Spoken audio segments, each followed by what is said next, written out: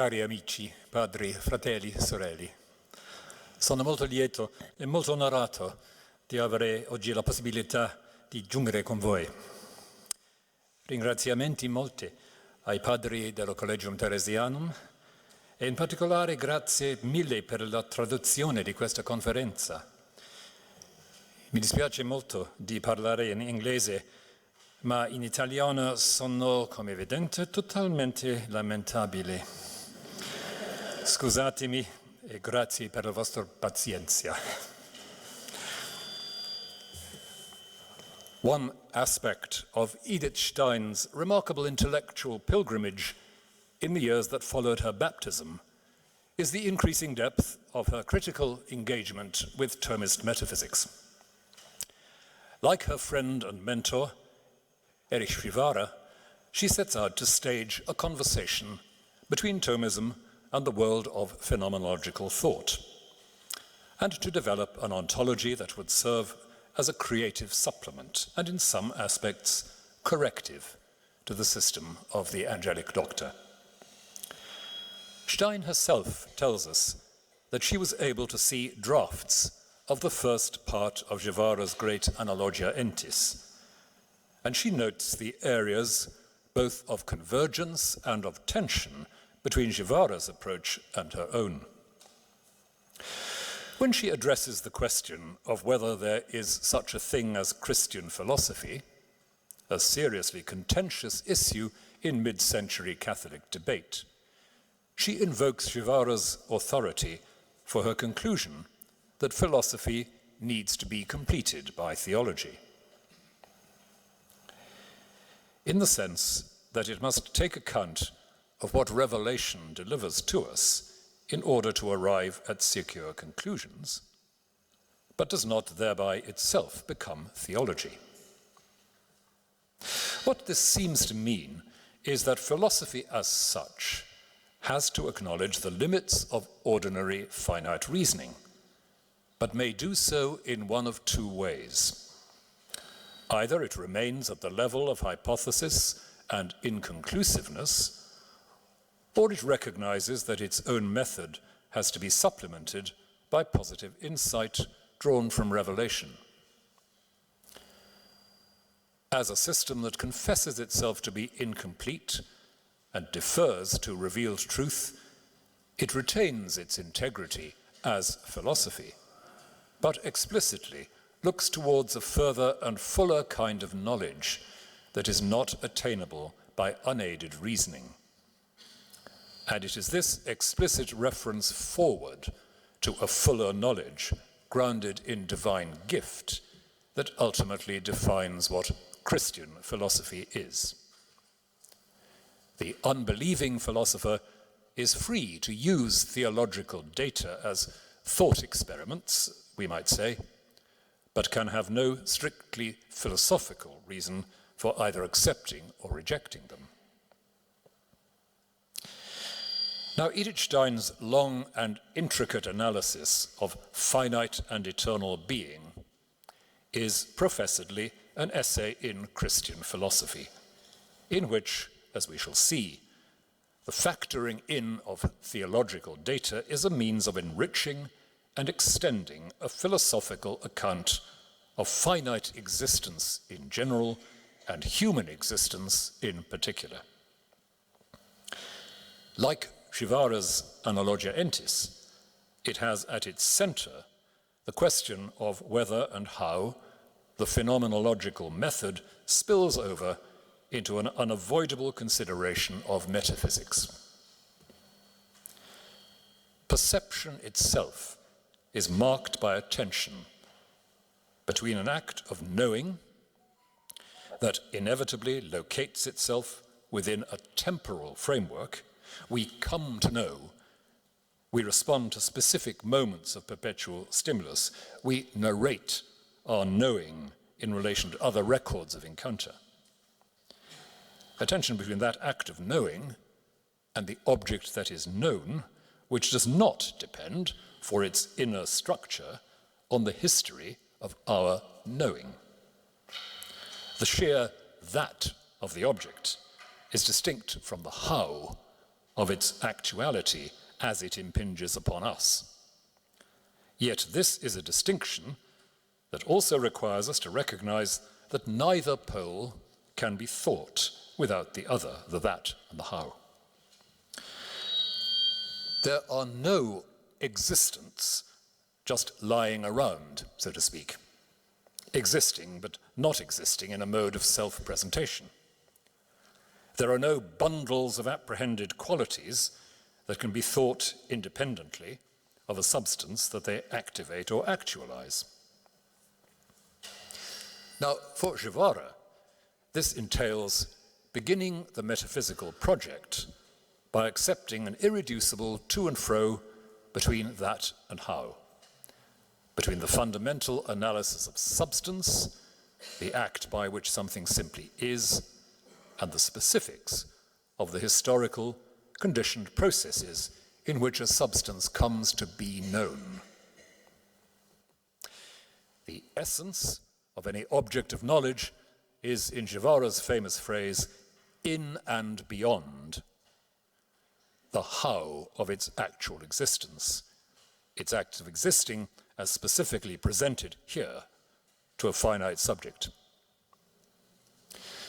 This is the keystone of what Guevara calls creaturely metaphysics, a philosophy that begins from the history of knowing. As we might put it, a philosophy that does not seek a perspective freed from its own contingent and embodied location. And both Guevara and Stein agree in identifying the difference between them as lying in the contrast between this approach and the more abstract methodology that Stein adopts in finite and eternal being. Both of them cautiously acknowledge a complementarity rather than a complete polarity between their methods, though Guevara is distinctly more critical in his later comments, and some have argued for a deeper incompatibility between the two as representing the great 20th century divide between an essentially modern and anthropocentric, method-dominated, phenomenologically determined understanding and a potentially postmodern retrieval of theocentric emphasis. In any event, Stein's approach does present a clear contrast. If Guevara sees the relation of knowledge as existing always in a tense simultaneity between encounter with both that and how, Stein begins with a restatement in terms of Husserlian phenomenology of the straightforward Cartesian position that what I am most fundamentally aware of is my own mental activity, and moves from there to a consideration of how essence informs existence. Now, it is not that this self-certainty is in any sense the first thing that I know. It's not even a first principle from which I can argue. It's simply the unthematized, unreflective presumption of all that I think and all that I do. And we should not be too hasty in concluding that all we have here is a conceptually shaky variety of typical modern epistemological obsession. Stein is making the point that we are always, whether we like it or not, thinking about thinking when we think about any determinate thing. Because we're always implicitly thinking about the tension between our own located, embodied, time-bound position from which we engage with the how of some substance, and the fact that we identify a what, whose whatness does not depend on our localized mutual position, but just is what it is.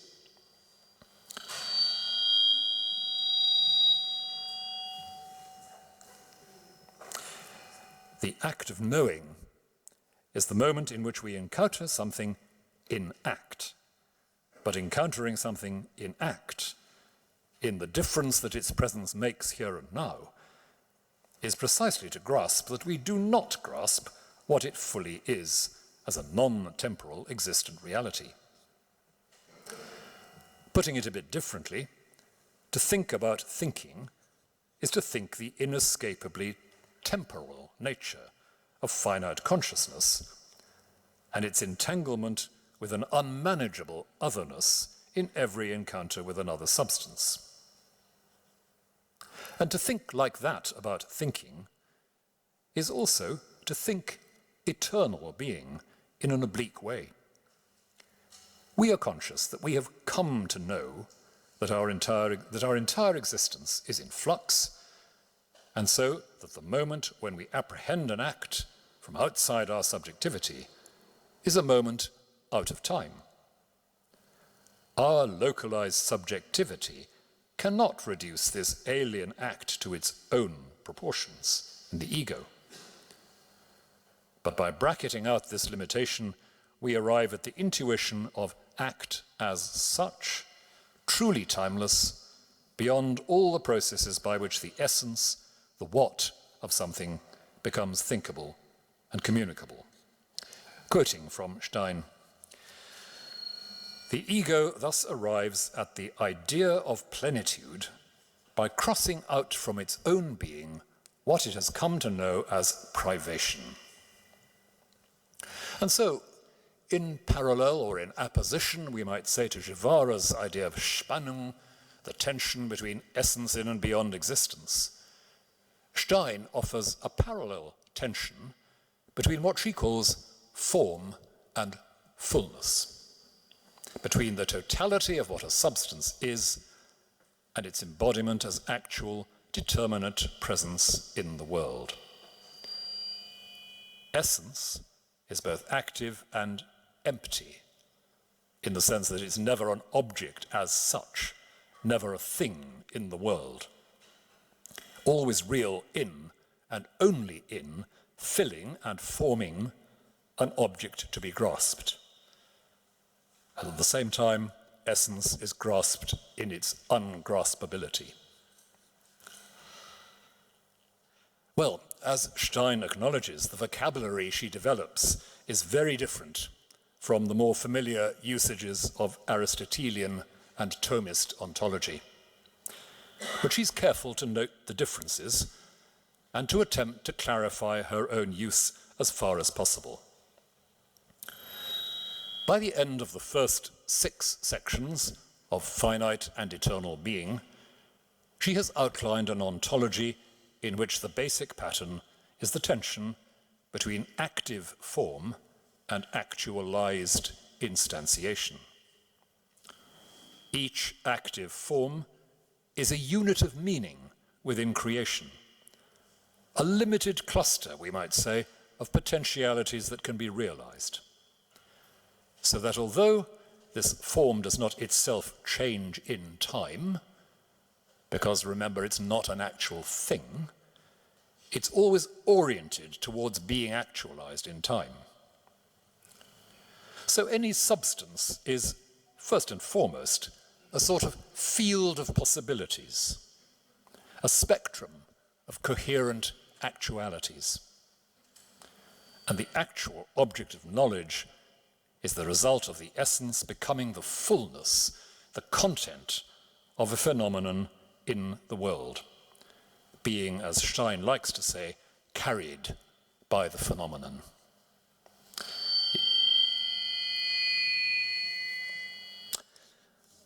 Very unpredictable, these, aren't they? In any specific act of knowing, I know the phenomenon, but not the field, since no actualized instantiation exhausts that field. Now, Guevara's essay on Stein characterizes her view as a form of what he calls pure essentialism, because of its emphasis on the non-temporal form as a reality that's in some way determined prior to its existential realization. Some readers, like the American scholar Philip Gonzalez, argue that this ultimately puts Stein on the side of a resolutely non-historical method, a focus on the transcendental conditions of subjectivity rather than the actual historical business of response to the continual bestowal of life and gift from God, and an aspiration to the total conceptual mapping of the finite environment. But even the very sketchy summary that I've given here ought to suggest that this is a very questionable judgment indeed. The more I think about it, the more questionable it looks. And Givare himself outlines a model of essence that's actually not by any means completely at odds with Stein's account, and his account of the relation between concept and mystery has obvious parallels with Stein. Well, be that as it may, the relation between these two thinkers deserves far more discussion than I can give here. But the salient point for what I'm arguing here is that Stein's ontological structure becomes, in the remainder of her book, the basis for an unusual and creative treatment of the imago Trinitatis in human beings and in the world. What she has said about the relation of form to actualization makes it possible for her to present a Trinitarian image that is ubiquitous in the finite world, not simply restricted to human beings. Philip Gonzalez more than once expresses an understandable anxiety about Stein's hospitality to something that can sound very like a Scotist univocity about God and being. And I think there is ground for some puzzlement over the phraseology that Stein uses in the second section of Finite and Eternal Being, where she claims that Aquinas in De Ente et Essentia successfully included finite and infinite being together within being as such. I think what she means is not that there is a class of existing beings including both finite and infinite beings, but that what might be called the grammar of existing is common to finite and infinite, in the sense that we know we are in both cases talking about the act of being, even if the essence of finite and infinite is radically incommensurable. Since in infinite being, there is complete coincidence between the act of being and the nature of the active subject. On this basis, it would be hard to convict her of outright univocity. The dissimilitudo is, as she admits, an abyss. But it is true that her discussions of analogy are weaker than Givare's, and the Scotist language of ens commune is something she is prepared to accept. The ambition to create what is in effect a quite fresh model for the Trinitarian image in creation requires her to leave a good deal of space for the idea that to speak of finite and infinite acts of being must be more than just equivocal. And so we'll turn next to what this means as she elaborates her Trinitarian thought. She begins her extended and very complex Trinitarian meditation by discussing the notion of the divine persons as carriers, Träger, of the divine essence, the divine ousia, in the vocabulary of the Fathers. Now, this is not to see the persons as instances of a general nature, since the divine nature or essence, what it is to be God, cannot be divided in the sense of being diversely manifested in different carriers. So in this context, a divine person is not, in Boethius's phrase, the individual subsistent of a rational nature, but something much more elusive to define. Self-subsistence cannot be intrinsic to divine personal life, because the divine persons are not thinkable without one another. They depend on one another for their specificity. And so they can't be bearers of diverse attributes or accidentals. Just as essence is an empty word, so here person is empty.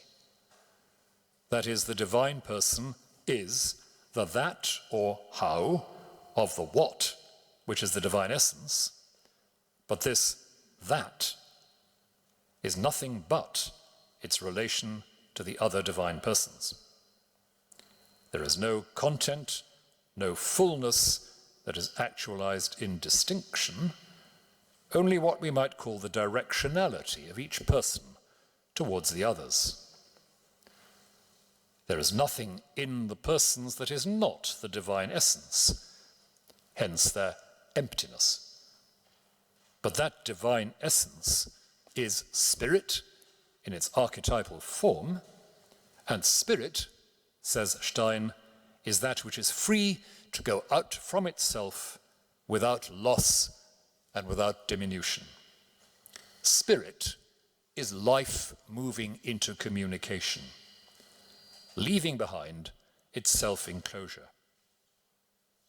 And so if God is spirit, the divine persons are always and entirely life moving into communion.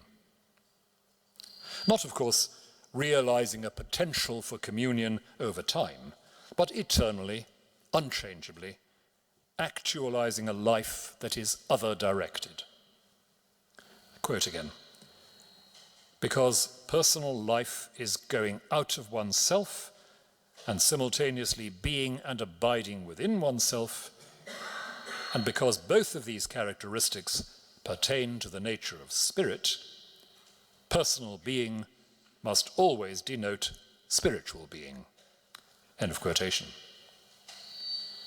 The personal is, in the finite order, the most clear instance of distinct existence that is defined in its active life by its capacity to go beyond its own borders.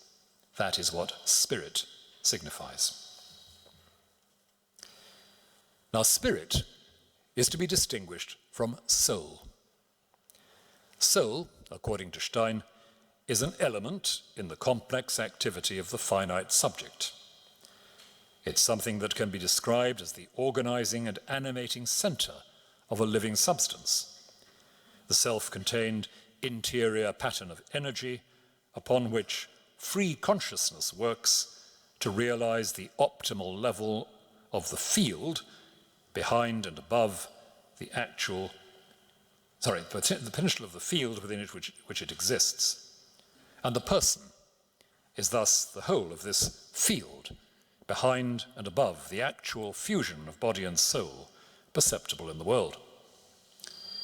It is not a transcendental pure ego. It is not an I abstracted from the actual workings of an embodied individual. It is what opens out onto a depth never fully conceptualized or mastered, but always nourishing the unfolding life of body and soul together. This, she says, is the context in which we should think about human personal being. Stein goes on to add a lengthy consideration of what we might think by analogy about bodiless created spirits, angels, arguing that we must suppose something like the literal matter upon which spirit works in the human constitution, a passivity or receptivity that is formed into fuller life and fuller levels of communion between such spirits. But then she returns in fuller detail to the question of how the threefold structure that is emerging with greater and greater clarity may be identified in inanimate, animate, and human creatures, respectively, fleshing out the general lines laid down in her transitional sections between the discussion of bodiless spirits and her first discussion of the divine image in the inanimate world. In brief, this amounts to a distinction between the basic structuring source of action, what I've here called the field, the condition of actualized and intelligible life, meaningful being, and the sharing or bestowal of this life on what is outside it or different from it. This, she says, is what it is to be in act in the finite world. And this is as it is because of the participation of all things in the divine act of being, in which the Son, as Logos, is, quote, the archetype of all finite units of meaning, and the Spirit is the bestower of life on what is not God. But this doesn't mean that the Spirit is just, so to speak, God facing outwards. God as infinite Spirit, eternally, timelessly actualizes the divine essence. Spirit means self-transparency, not needing to overcome any adventitious external obstacle to self-perception. But the self that is known in this eternal reflexiveness is both meaning and love. That love cannot be less than free and personal. It can't just be an attribute. God sees God in the life of the Logos and loves God in the life of the Spirit. But that Spirit is not simply a function of the Father and the Word, but is itself an active freedom and a personal presence. But as such, the Spirit is the archetype of every finite act of self-communication, self-manifestation, self-propagation. The Trinitarian pattern of divine life may be thought of as the fundamental there-ness of active presence, the field of divine life, which is realized as the plenitude of meaning, intelligibility, self-consistency, internal order in the Word. A plenitude of meaning in contrast to the way in which meaning is imperfectly and gradually actualized in the world of time. With the Spirit as the reality of divine self-communication, self-offering. To look back to an earlier stage of Stein's discussion, we can say that if God is Spirit, then for God to say, I am, is the same as God saying, I give myself wholly to a thou. So that what emerges is a living we that is neither the sum of two distinct and separate agents, nor a shared characteristic of both, but a that which is not reducible to the Father or the Word or both together, and so is a bearer of divinity, distinct from both, and thus personal. And that is spelled out in a variety of ways. But the central recurring theme is that the structure of finite being itself, as active temporal life, is as it is because God is as God is. Let me just underline that again. The point is the central theme, the structure of finite being itself, is as it is because God is as God is. All finite substance is a unity in plurality of field, intelligible actualization, and self-presentation or self-propagation. Even the inanimate world propagates in the sense of presenting itself, radiating the order and inner beauty in which it lives, radiating the Logos character of being, and thus making the inner Logos fertile in some way. In God and in finite substance, we can rightly say that no element is real or thinkable on its own. Each level or aspect is empty in itself, incapable of being an existent in itself. The field of form or essence is empty in the sense that it has no actualized content, no concrete there-ness simply as such. The specific there-ness of the actual intelligible carrier of the essence is also empty in itself, because it is without any fullness except what it receives. The outward movement into generation or propagation is nothing but the actualizing of the form as the fullness of self-imparting life. In every finite substance, the same pattern is present, an analogical sharing in the threefold life of God. As Shivara puts it in the context of a rather different argumentation, this ontology or metaphysics of creaturely being logically comes to completion when it envisions God, since the tension of the correlation of existence and essence, essence in and beyond existence, proper to the realm of the creaturely, points beyond itself to an absolutum of existence as essence, to God, that is, understood as the essential identity of existence and essence. End of Shivara's quote. So the creaturely apprehension of finite substance as a field of possibility actualized in diverse ways or levels over time and unfolding towards its most fully generative realization makes sense in the context of the revelation of divine life as eternally, simultaneously, and perfectly field, form, essence, logos, meaning, intelligible existence, and self-sharing, generativity of life and love.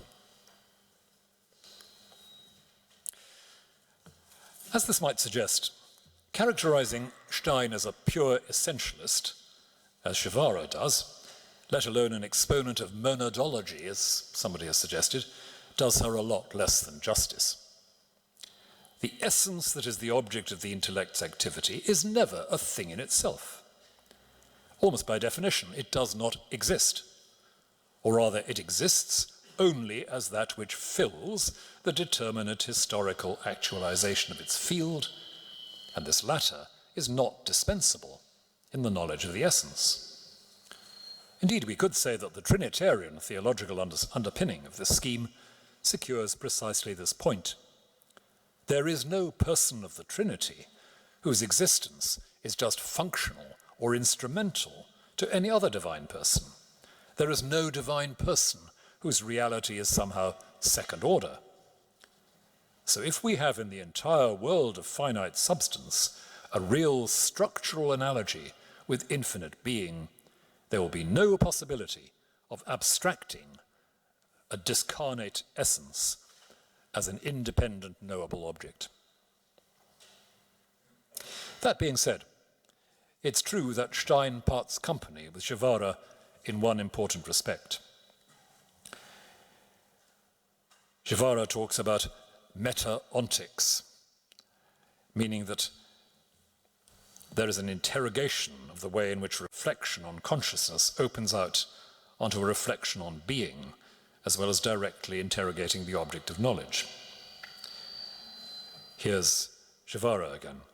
Our question concerns which of these definitions of metaphysics is primary, but not which definition is exclusive.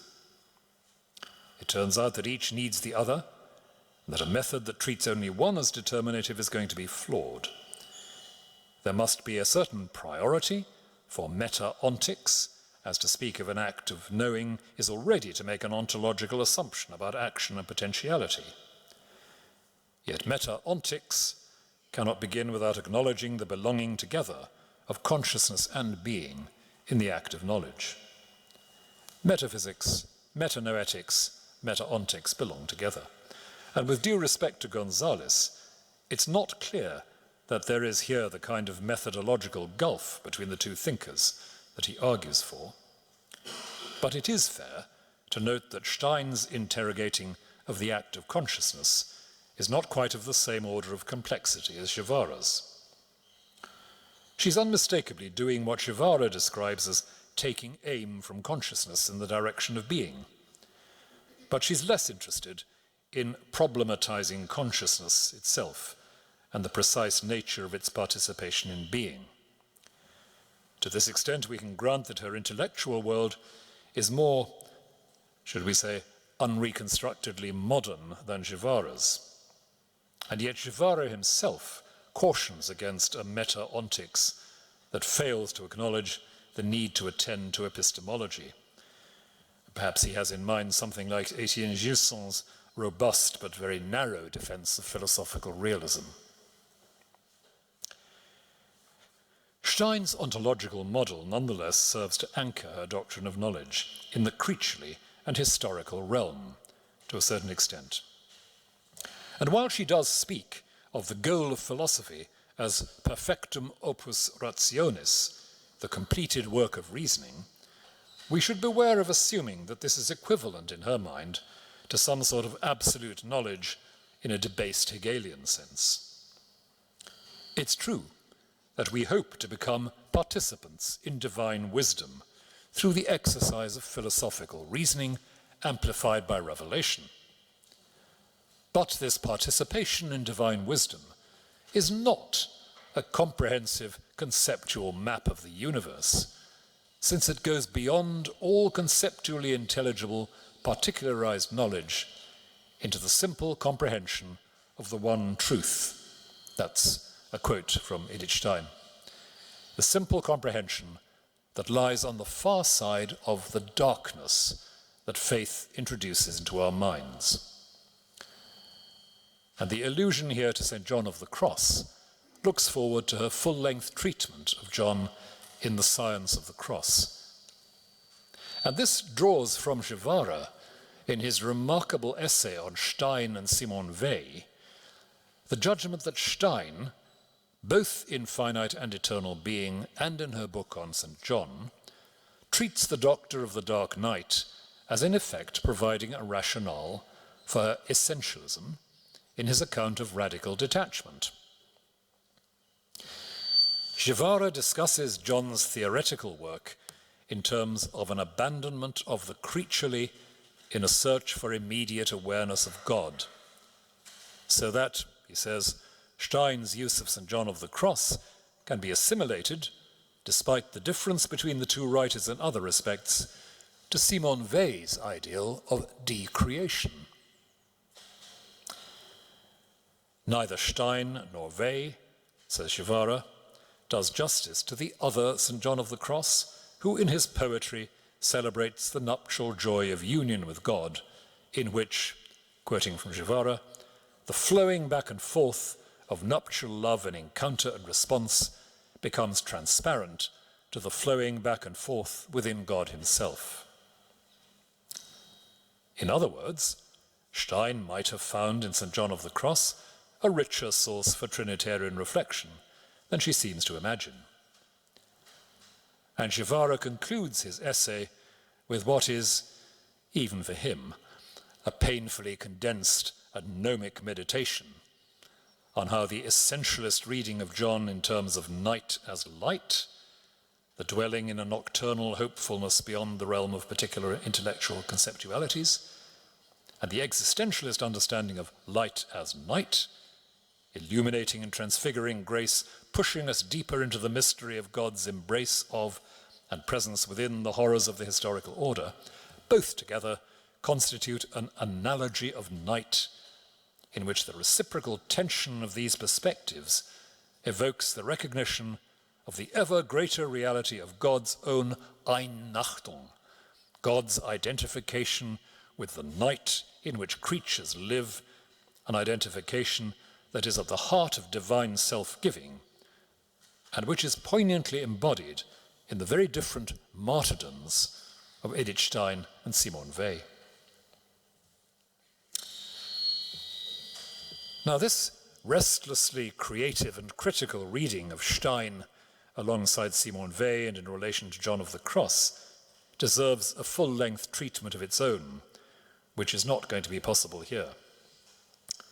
But it is worth observing that Guevara's compulsive reaching for complementary polarities has left us not only with a rather skewed picture of Stein's epistemology, but also with a curious reading of St. John of the Cross that does not seem to recognize that the theoretical works, and what a strange way to describe them, the theoretical works, are commentaries on the poetry.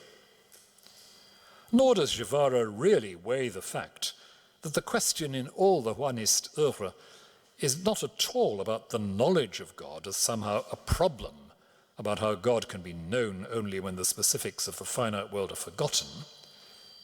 It is a question about how God is to be loved by a finite subject radically trapped, not by finitude and particularity or embodiment as such, but by a desire that terminates in the transitory world of particulars.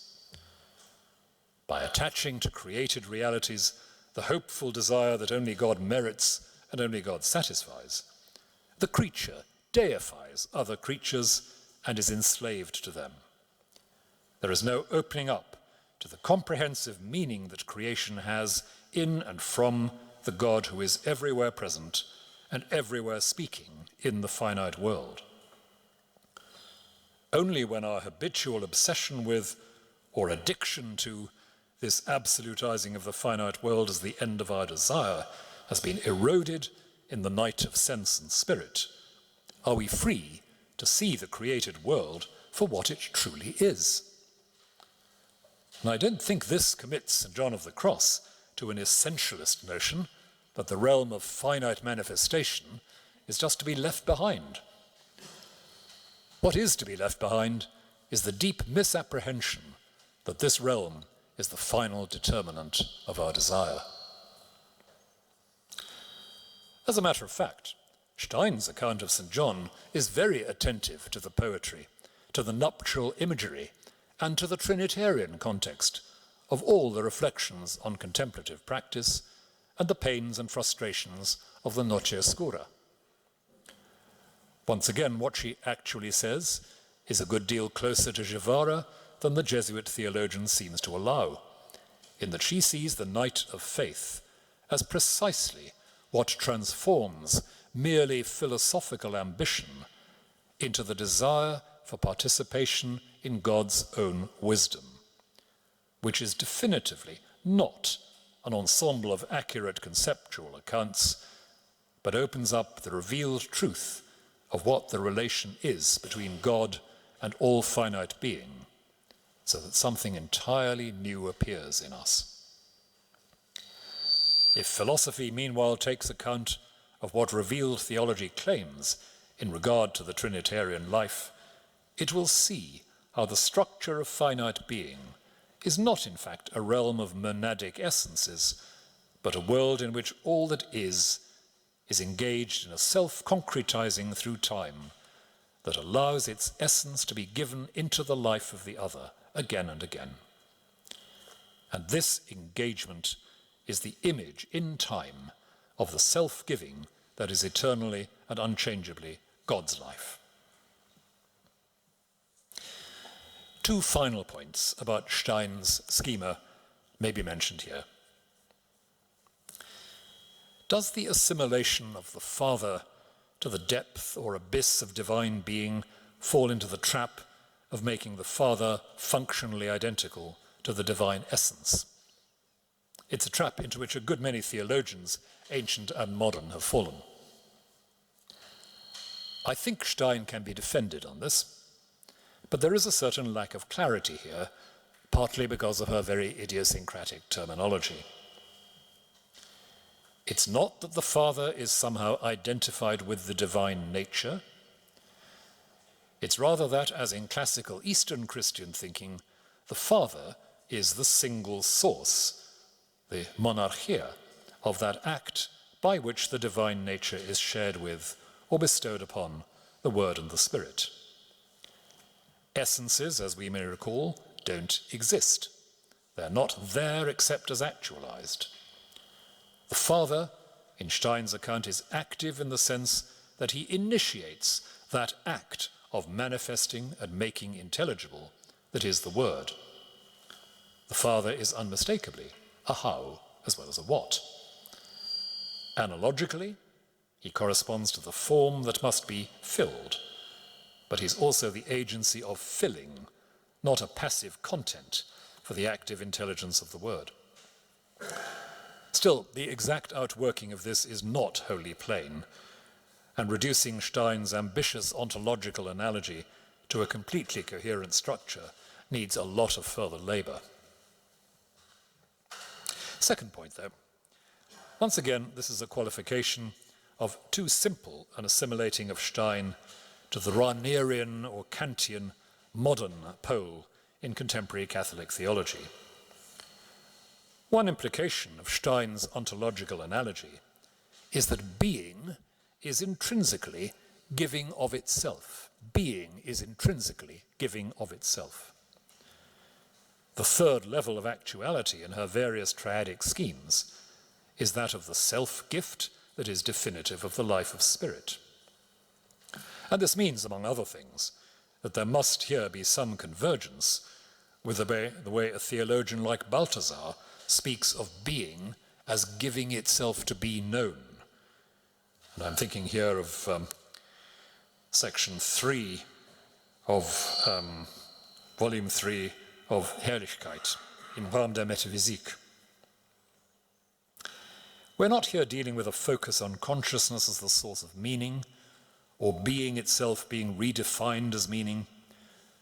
We're invited to think of being as always inviting a reappropriation of itself, to think of being as always generative of a new and different iteration. Being imparts itself, and in Stein's framework it does so because of its Trinitarian grounding. The ontological analogy restores to the entire finite world, animate and non-animate, its character as mediating the divine welcome, as an interdependent network of life in which each substance may be the channel of divine act for each and any other. Despite the loose ends of this, as expressed in Stein's own writing, it is a perspective that must qualify very seriously the picture of her as privileging a modern epistemology at the expense of a participatory and doxological understanding of the finite world. And this element of her ontological analogy, I would say, has some practical implications, both for ecumenical theological discussion, in opening doors to the Eastern Christian picture of the world as a system of logoi, but also for new explorations in a theology of the environment. This has been a very brief and superficial engagement, not only with Stein's most mature work of philosophical analysis and speculation, but also with some of the work of her friend and critic, Erich Privara. The works of both are proverbially of impenetrable intellectual sophistication and terminological complexity. Neologisms abound, argument is impossibly dense and elusive, intellectual interlocutors are drawn from an exceptionally wide world of debate. But it's also necessary to remember the circumstances in which Edith Stein was writing, circumstances not exactly conducive to lucid and leisurely exposition. I've noted at some points surprising awkwardnesses of terminology, not least in those passages where she sails so close to the Scotist wind and implies a degree of univocity in relation to finite and infinite reality that doesn't quite do justice to her most abiding intuitions as a Christian philosopher. It's fair to assume that, like some other mid-century Catholic thinkers, she was reacting to a variety of rigid Thomism in which talk about analogy often tilted towards the pole of equivocity. Some elements of Scotus will have seemed a welcome corrective at the time. But ultimately, I believe we must judge her theology of the Trinitarian image to be an unusually original and bold contribution to theology. Without compromising the sense in which humanity is spoken of as God's image in a unique sense, she sees the language of Trinitarian imaging as something that decisively illuminates the nature of being itself. She recognizes that the logic of creation itself pushes us towards a more capacious account of the divine image, the universal participation of finite being in its infinite archetype. She is unmistakably still working within the context of current arguments within European phenomenology. But it would be a mistake to see her as allowing herself to be held captive by the epistemology of modernity in the way some critics have argued. Returning to the very first pages of Finite and Eternal Being, we may remind ourselves that the completing of the work of philosophy in, quote, a unity and synthesis of all the knowledge we have gained by the exercise of our natural reason and by revelation, is, for Stein, something clearly different from a system that can be tabulated. The mode of knowing is changed in and through the darkness of faith. We share, in some sense, in God's simple vision of the created world. But that is very different from possessing exhaustively the sum total of what she calls individually separated truths. Ultimately, she writes as a contemplative, whose goal is not just the refinement of a Christian philosophy, but the vision of God in Trinity. That her own life was to become, not long after she was writing Finite and Eternal Being, a living analogy of that unreserved, generative self-giving about which she has so much to say, gives her words an added depth for the modern reader.